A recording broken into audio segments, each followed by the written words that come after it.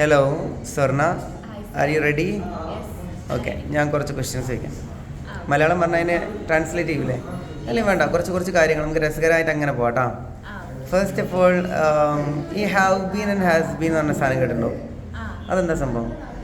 Have been has been എന്ന് പറഞ്ഞാൽ ഒരു കാര്യം, അതായത് ഇപ്പോൾ കൊറോണ 2019 വന്നതാണ്, അതിപ്പോഴും കണ്ടിന്യൂ ചെയ്യുന്നു. അത് മുമ്പ് ഒരു കാര്യം ഉണ്ട്, അതിപ്പോഴും കണ്ടിന്യൂ ചെയ്യുന്നുണ്ടെങ്കിൽ അവിടെ ഇംഗ്ലീഷിൽ ഹാവ് ബീൻ ഹാസ് ബീൻ. ഇപ്പോൾ എക്സാമ്പിൾ പറയുകയാണെങ്കിൽ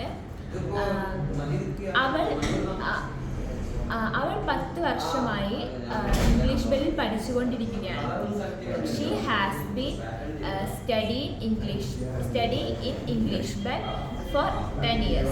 എക്സലന്റ്, ഔട്ട്സ്റ്റാൻഡിങ് വൺ. ഓക്കെ, അതായത് മുമ്പ് എന്ത് പ്രവൃത്തിയും തുടങ്ങിയ കാര്യം സ്റ്റിൽ കണ്ടിന്യൂസ് ആണ് അല്ലേ എന്ന് പറയാൻ വേണ്ടിയിട്ടാണ് നമ്മൾ എന്ത് ഉപയോഗിക്കുന്നത്? Have been. അങ്ങനെയാണെങ്കിൽ ഹാവ് ബീൻ അല്ലല്ലോ, ഹാസ് ബീൻ അല്ലേ യൂസ് ചെയ്തേ? ഹാവ് ബീൻ എന്ന് പറഞ്ഞാൽ ഐതോ ദേവിൻ്റെ കൂടി ഇപ്പോൾ അവർ, ഞാൻ, നീ, നിങ്ങൾ എന്നൊക്കെ യൂസ് ചെയ്യുമ്പോൾ ഹാവ് ബീൻ വരും. ഇപ്പം അവൻ സിംഗുലേഴ്സ് ആണെങ്കിൽ ഹാസ് ബീനും പ്ലൂറൽസ് ആണെങ്കിൽ ഹാവ് ബീൻ യൂസ് ചെയ്യും. വാവ്, ഔട്ട്സ്റ്റാൻഡിങ് വൺ. അങ്ങനെയാണ് ഈ മെസ്സി പിന്നെ 30 മിനിറ്റ് ആയിട്ട് കളിച്ചുകൊണ്ട് കാണുന്ന എങ്ങനെ പറയാം? Messi has been